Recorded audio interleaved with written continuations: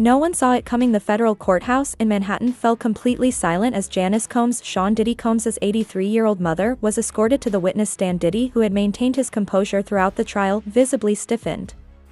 His attorneys exchanged alarmed glances. The prosecution team sat up straighter. This was the moment that would change everything. If you're new to our channel, please take a moment to like and subscribe for the most comprehensive coverage of high-profile cases like this one. We provide factual, in-depth reporting you won't find elsewhere. Nobody expected Diddy's own mother to testify. The room was already filled with tension during what had been a contentious day of proceedings. Eyes were fixed on the elderly woman as she carefully made her way to the front of the courtroom until she was sworn in. Gasps echoed through the gallery. Even the judge seemed taken aback. No announcement, no warning, just Janice Combs, the woman who had stood by her son through decades of success and controversy, now prepared to speak under oath. Until that moment, Diddy had appeared confident throughout the trial, frequently consulting with his legal team and occasionally smiling at supporters in the gallery. But something had changed. Maybe it was seeing his mother, his most loyal defender, taking the stand as a prosecution witness. Maybe it was the realization that the person who knew him better than anyone was about to speak freely. Maybe it was the dawning recognition that his carefully constructed defense was about to crumble. Whatever it was, Diddy was done pretending. He by Kiki wasn't sitting there as a celebrity anymore. He was there as a son, watching his mother prepare to tell the truth about him. And when Janice Combs began to speak, the courtroom wasn't prepared for what they would hear, because what his mother revealed about their private conversations, her growing concerns over the years, and the truth she could no longer deny wasn't just devastating to his case. It was a mother's painful reckoning with who her son had truly become. It started like any other day of the trial. The room buzzed with low conversations, the press hunched in their designated rows, and lawyers whispered strategies as they waited for the day's proceedings to begin. But when the prosecutor announced the United States calls Janice Combs, the room changed. You could hear a pin drop. Some people thought it was a mistake, others thought it was a desperate tactic. But the way Janice Combs walked to the stand, her back straight, despite her years, her eyes clear and determined, told everyone this was real. The judge raised an eyebrow, and Diddy, who'd been reviewing documents with his attorneys, suddenly looked like he'd been struck. The color drained from his face. His hands, which had been confidently flipping through papers, froze mid-motion. Janice Combs took her seat at the witness stand without making eye contact with anyone.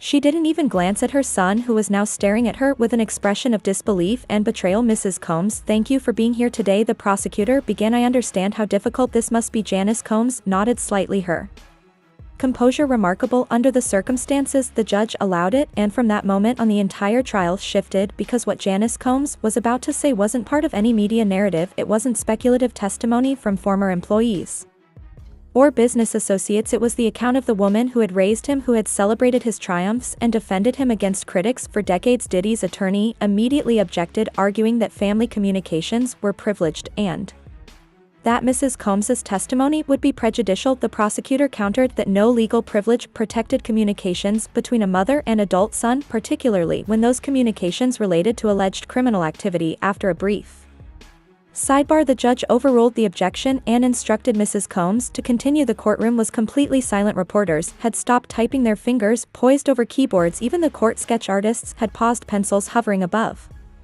paper. Diddy's family members in the gallery looked shocked and confused, while the prosecution team maintained carefully neutral expressions. Janice Combs adjusted her glasses and looked directly at the prosecutor. I've been asked to testify about conversations I've had with my son over the years, and about behaviors I've witnessed that concern me. I'm here because I believe the truth needs to be told, no matter how painful. A murmur swept through the courtroom. Diddy's lead attorney stood up to object again, but Diddy himself tugged at his sleeve, pulling him back down. It was as if he already knew what was coming and had resigned himself to hearing it. The prosecutor approached with a gentle demeanor, clearly mindful of the witness's age and the emotional difficulty of her position. Mrs. Combs, could you please tell the court about your relationship with your son?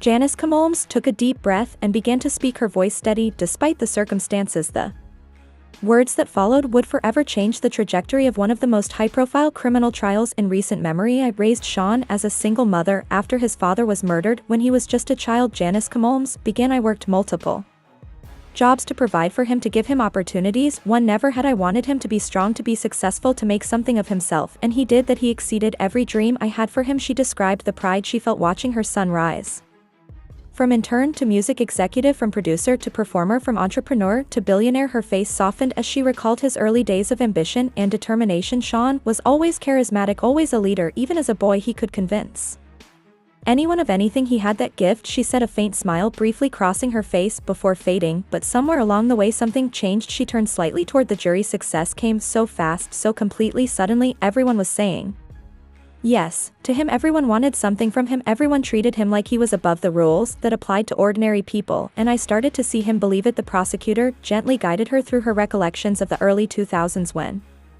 Diddy's career was at its peak. Janice Combs described how she began noticing troubling patterns in her son's behavior, his increasing control over those around him, his explosive anger when challenged, his casual disregard for boundaries. At first I told myself it was the pressure.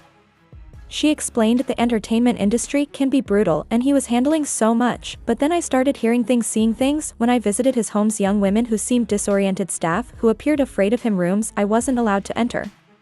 She recounted a particular visit to his Miami residence in 2008. I arrived unannounced. Mothers can do that, she said, earning a few nervous chuckles from the gallery. There had been a party the night before. When I walked in, there were staff cleaning up, but they seemed different, not the normal after-party cleanup. They were collecting phones from various rooms. One young woman was crying while a security guard escorted her out. When Sean saw me, he was furious that I hadn't called ahead. The prosecutor showed Mrs. Combs a photograph. Do you recognize this location? She examined it and nodded. This is the pool house at Shaw's Los Angeles home. He converted it into what he called a studio around 2010, but he was very secretive about it. I wasn't allowed inside, which struck me as odd. I had always been welcome everywhere in his homes before that. She described how her concerns grew over the years, how she tried to address them with her son. I raised questions. Mothers do that too, she said, her voice firmer now, but he would dismiss me, tell me I didn't understand how things worked in his world, that everything was consensual, that it was just the lifestyle of the music industry. The prosecutor asked about specific conversations.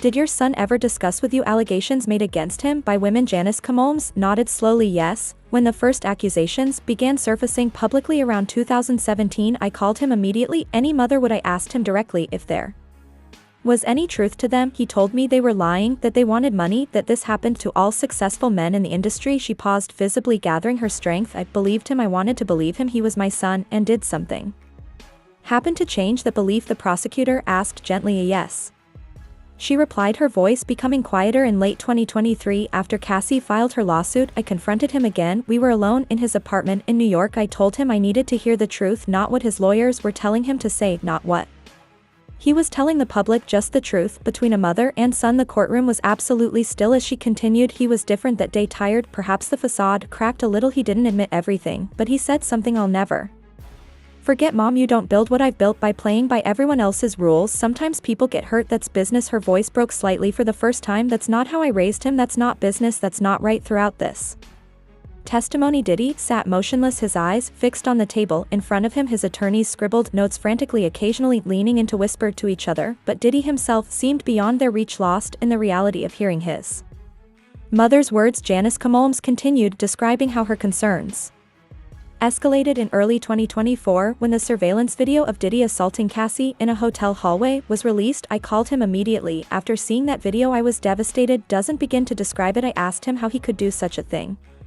He told me it was a difficult time in their relationship, that I was only seeing one moment out of context, that he wasn't that person anymore. Did you believe him? The prosecutor asked. No, she replied simply, and not anymore, because I had seen glimpses of that rage myself over the years, never directed at me, but at staff, at business associates. The Shaw in that video wasn't a stranger to me, and that realization broke my heart. As her testimony continued, she described her growing awareness that the allegations against her son formed a pattern too consistent to dismiss. She recounted finding disturbing notes in his home office during a visit in early 2024, lists of women's names with notations like handled and potential problem next to them. When I asked him about it, he took the paper from my hands and told me it was business, nothing for me to worry about, she said, but the look in his eyes, I knew as a mother, you know, when your child is hiding something even when they're grown.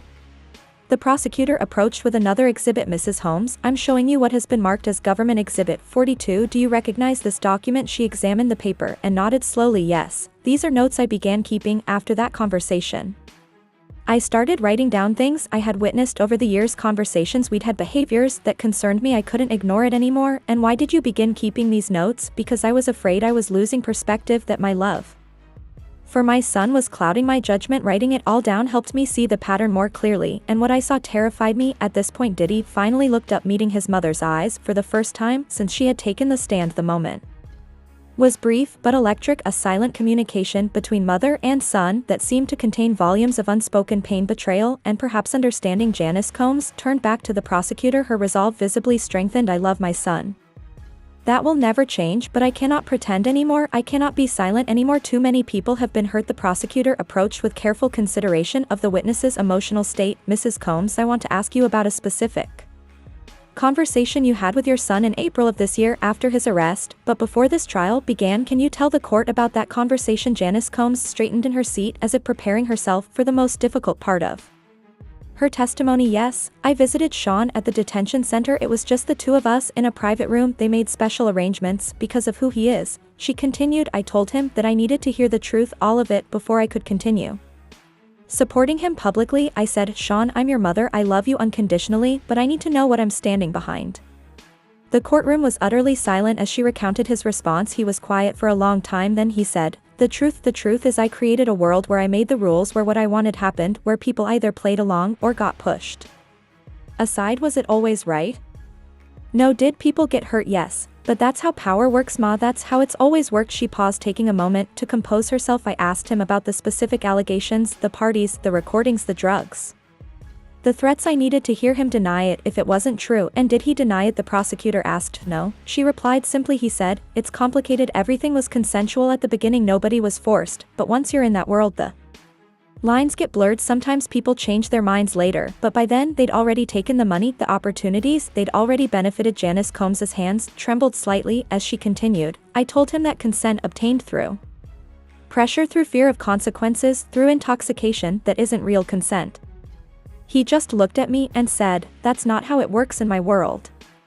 At the defense table, Diddy's attorneys appeared increasingly alarmed. His lead counsel wrote a note and pushed it toward him, but Diddy ignored it, his eyes now fixed on his mother. The prosecutor gently pressed, did your son ever explicitly admit to the criminal conduct he's charged with? Not in those words, Janice Combs replied, but he told me enough for me to understand the truth. He said, the system I built worked. For years everyone got what they wanted. It only became a problem when people decided to change the rules. She looked directly at the jury. I raised my son to take responsibility for his actions, to be accountable. When he told me that, I knew he had lost his way. He wasn't seeing people as people anymore, just as pieces in a game he believed he controlled. The prosecutor introduced another exhibit, a letter written by Janice Combs to her son after that visit. In it she expressed her unconditional love, but also her profound disappointment and her unwillingness to continue defending behavior she now understood to be destructive and wrong. Did you receive a response to this letter? The prosecutor asked. Yes, she replied. Sean called me. He was angry at first, then almost pleading. He said I didn't understand what was at stake, that his whole life, everything he built, was on the line. I told him that was precisely why I had to speak the truth, because lives were at stake. Just not only his. The prosecutor then asked about her decision to testify. Mrs. Combs, what brought you here today? Why did you agree to testify in this case? Janice Combs took a deep breath. Because the truth matters, because accountability matters, because I raised my son to be better than this, and because I believe that true love, a mother's love, means wanting your child to face the consequences of their actions so they can become better, not protecting them from those consequences and watching them become worse. She looked at her son again, longer this time. I'm here because I love my son enough to tell the truth about him, even when that truth is painful. I'm here because the women who are hurt deserve someone to stand up and acknowledge their pain, and I'm here because Sean needs to understand that no amount of money, fame, or power places you above basic human decency. As she spoke these words, something in Diddy's composure finally broke. His shoulders sagged, his carefully maintained expression of confidence crumbled. For the first time since the trial began, he looked not like a powerful music mogul, but like a son facing his mother's disappointment, perhaps the one judgment he had never prepared himself to face. The prosecutor thanked Mrs. Combs and returned to her seat. The defense attorney stood for cross-examination, but his approach was notably gentle, almost respectful. He didn't attempt to discredit her or suggest ulterior motives, focusing instead on establishing that she hadn't directly witnessed any criminal acts and that her testimony was based on conversations and impressions rather than first-hand observation of alleged crimes. Throughout the cross-examination, Janice Combs remained composed, acknowledging the limitations of her testimony while standing firmly by its central truth that her son had created and operated a system that exploited and harmed others, and that he had essentially admitted this to her in private conversations. As she was finally excused from the witness stand, she paused, looking directly at her son once more. No words were exchanged, but the look contained decades of love, disappointment, and a mother's enduring hope for redemption. Then she walked slowly past the defense table and out of the courtroom, her back straight, her dignity intact. Diddy watched her go, and something in his expression suggested that of all the testimony the jury had heard over the weeks of trial, his mother's words had affected him most profoundly. The masks had fallen away, leaving only the truth between a mother and her son. Following Janice Combs's testimony, the prosecution called Dr. Margaret Chen, an expert in family psychology specializing in cases involving powerful public figures. After establishing her credentials, the prosecutor asked her to explain the significance of what the court had just heard. What we witnessed today was extraordinary, Dr. Chen explained. In high-profile cases involving wealthy or famous defendants, we often see family members either remaining silent or providing unwavering support regardless of the evidence. For a mother to testify as Mrs. Combs did represents a profound break from that pattern, she continued. From a psychological perspective, this suggests that Mrs. Combs reached what we call a moral tipping point, a moment when the cognitive dissonance between loving her son and recognizing the harm he has caused became too great to sustain. The fact that she described a gradual awakening rather than a sudden realization lends significant credibility to her testimony. The prosecutor asked about the specific dynamics. Janice Combs had described the pattern of her son dismissing her concerns, invoking business as justification, and suggesting that normal rules didn't apply to him. These are classic manifestations of what we call power insulation, Dr. Chan explained. Individuals with extreme wealth, fame, and influence often become surrounded by people who reinforce their sense of exceptionalism and shield them from consequences. A mother is often the last person who can penetrate that insulation because she knew the individual before the power, before the wealth. She elaborated on how Diddy's reported statements to his mother revealed a worldview shaped by decades of having his behavior normalized, excused, or concealed by those around him. When Mr. Holmes allegedly told his mother, "That's how power works," he was expressing a belief system that had likely been reinforced countless times throughout his career. The prosecutor displayed excerpts from Janice Combs's notes on the courtroom screens. Dr. Chin, what do you make of the evolution in Mrs.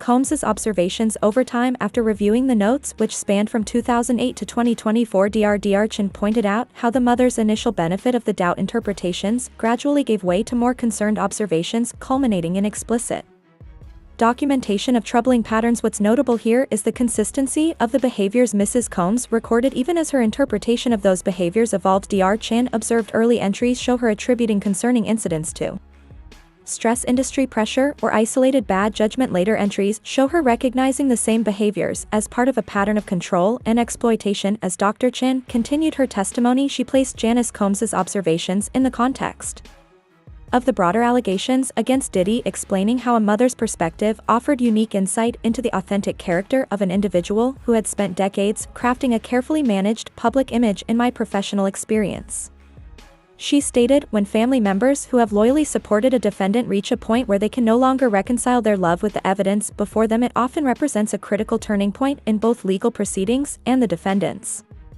own self-perception. Throughout this expert testimony, Diddy remained withdrawn, occasionally whispering to his attorneys, but primarily staring at the table before him. The confident demeanor that had characterized his courthouse appearances had vanished, replaced by what observers described as a combination of resignation and profound distress. The defense's cross-examination of Dr. Chun focused on the generalities of her analysis rather than the specifics of Janice Combs's testimony, suggesting she was offering speculative interpretations without direct knowledge of the family dynamics. Dr. Chan acknowledged the limitations of her analysis, but maintained that the patterns described were consistent with well-established psychologically principles regarding power, accountability, and family systems. As this portion of testimony concluded, the impact of Janice Combs's words continued to reverberate through the courtroom. Jurors who had previously appeared stoic or neutral during even the most disturbing testimony now showed visible emotional reactions, several wiping away tears, others taking extensive notes, all seemingly processing the weight of a mother's testimony against her own son. When court reconvened after a brief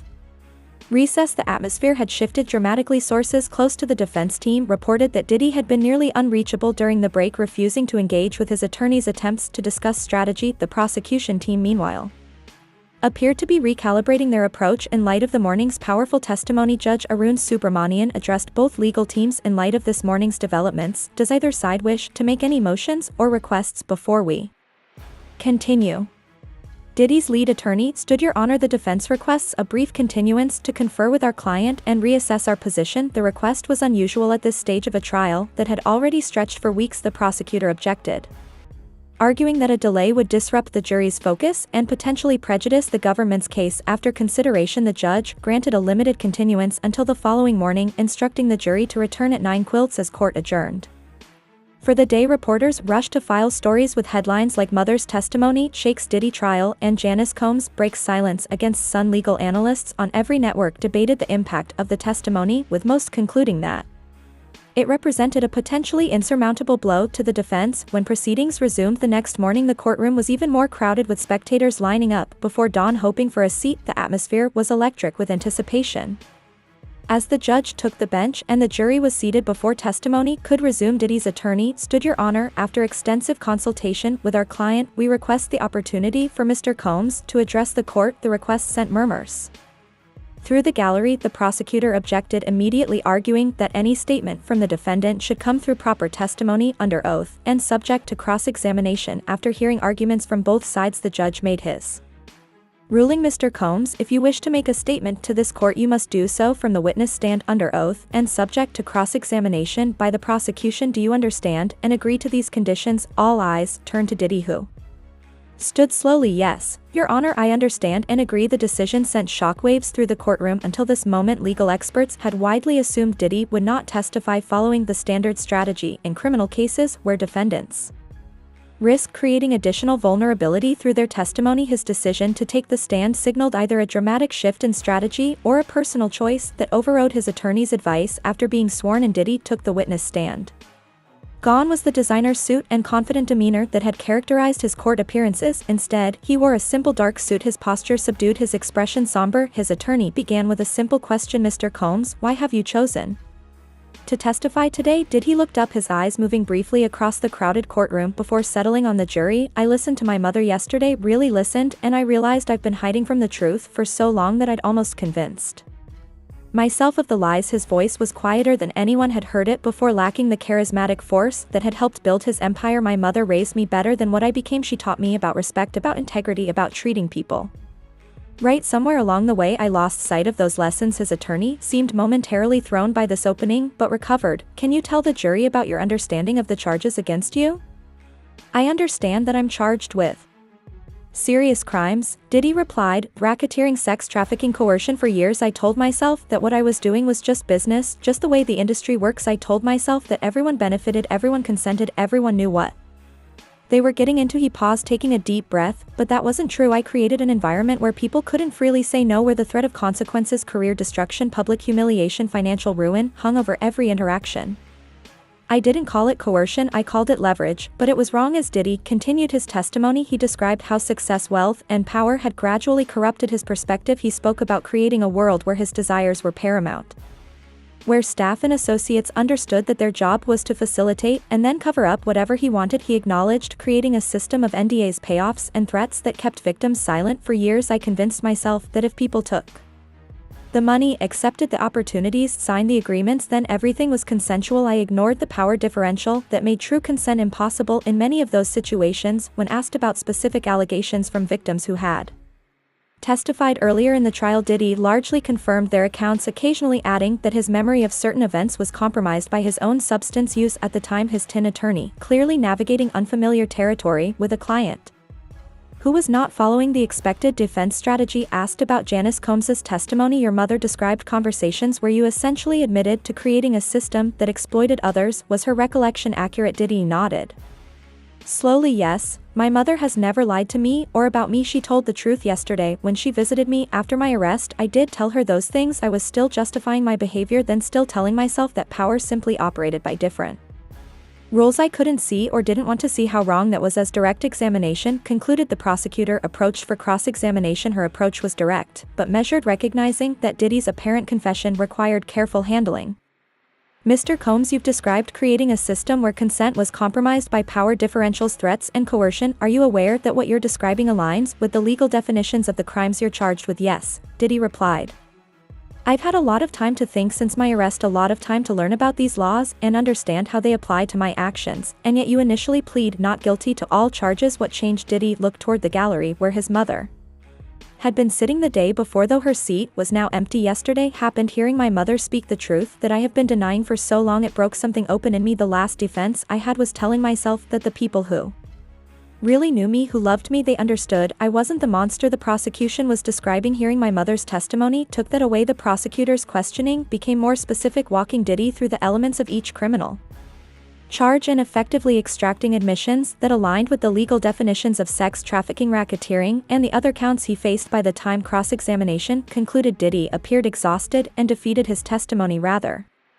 then offering a defense, had effectively corroborated the prosecution's case in many respects. As he stepped down from the witness stand, he paused, looking out at the courtroom filled with reporters, victims, curious spectators, and his own family members. For a moment it seemed he might make an additional statement, but instead he simply returned to the defense table in silence. The judge called for a brief recess before the next witness. As the courtroom began to clear, Diddy remained seated, staring straight ahead, the weight of his own testimony visibly pressing down on him. The man who had once built an empire on confidence and charisma had just dismantled it with his own words. Following the recess, in a move that stunned the courtroom, Diddy's attorneys requested a meeting with the prosecution and the judge in chambers. When they emerged 30 minutes later, the judge addressed the court. Ladies and gentlemen, I have been informed that the defendant wishes to change his plea. Before we proceed, I want to ensure that this decision is being made knowingly, intelligently, and voluntarily. The judge then conducted a thorough colloquy with Diddy, ensuring he understood the rights he was waiving and the potential sentences he faced.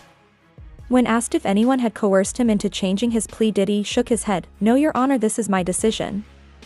After hearing my mother's testimony and reflecting on the truth of my actions, I cannot in good conscience continue to deny responsibility. The judge accepted the change of plea, scheduling sentencing for 6 weeks later. As the proceedings concluded, victims who had testified during the trial watched in silence, some holding hands, others wiping away tears. The case that many had expected to continue for weeks had reached an unexpected resolution in the wake of a mother's testimony and a son's belated acknowledgement of the truth. Outside the courthouse, reporters swarmed for reactions. Janice Combs, who had returned to witness her son's change of plea, made a brief statement. Today is a difficult day, but also a necessary one. I love my son unconditionally. That will never change, but love without truth isn't really love at all. I hope this is the beginning of healing for Shaw, for those he harmed, and for our family. As Diddy was led from the courtroom in custody, his final public appearance before sentencing, he looked nothing like the music mogul who had built a billion-dollar empire. He looked like what he had finally admitted to being, a man who had abused his power and was now facing the consequences. When Sean Diddy Combs changed his plea to guilty, he didn't look like someone who had lost a legal battle. He looked like someone who had finally found a kind of peace in the truth. The courtroom remained quiet, processing the unexpected turn of events. Even the judge seemed momentarily at a loss for words before recovering his professional demeanor to handle the technical aspects of accepting the plea. Some of the jurors, released from their duty without having to deliberate, had tears in their eyes, and Diddy, for the first time since his arrest, looked unburdened, not of responsibility, but of the weight of denial he had carried for so long. Diddy didn't speak to the press following the proceedings. He was immediately taken into custody, where he would remain until sentencing. His legal team issued a brief statement. Mr. Combs has accepted responsibility for his actions. He asks for privacy for his family during this difficult time and expresses deep remorse to those he has harmed. But outside the courtroom, the world was only beginning to react. The music industry, which had initially responded to Diddy's arrest with cautious statements about letting the legal process unfold, now faced the reality of his admission. Record labels issued statements condemning abuse of power and announcing reviews of internal policies. Artists who had collaborated with him distanced themselves, some expressing shock, others admitting they had heard rumors for years but hadn't known what to believe. Behind closed doors, entertainment companies convened emergency meetings, contracts were reviewed, projects can-led, associations severed, and while many tried to frame Diddy's behavior as that of a lone bad actor, the internet was already connecting dots that suggested a more systemic problem. Old interviews resurfaced showing industry insiders alluding to how things work in language eerily similar to what Diddy had described in his testimony. Photos and videos from industry events were re-examined with new context, and most significantly, other victims from across the entertainment world began coming forward with their own stories of abuse and exploitation. Fans weren't just shocked, they were engaged in painful self-examination. Many expressed guilt for having supported Diddy's career despite years of rumors and allegations. Others questioned why it had taken a mother's testimony to finally break through the wall of protection that wealth and fame had built. The era of unquestioning celebrity worship showed signs of cracking at the sentencing hearing 6 weeks later. Janice Combs was present, seated in the front row. She watched as several victims delivered powerful impact statements, describing how Diddy's actions had damaged their careers, their trust, and their sense of self-worth. When given the opportunity to speak before sentencing, Diddy addressed the court. "I want to apologize to everyone I've hurt through my actions, to the women who trusted me and whose trust one betrayed, to the colleagues and employees I implicated in my behavior, to my children who now have to live with the legacy of their father's mistakes, and to my mother, who taught me better than how I chose to live," he continued, his voice steady but humbled. "I can't undo the harm I've caused, I can only acknowledge it."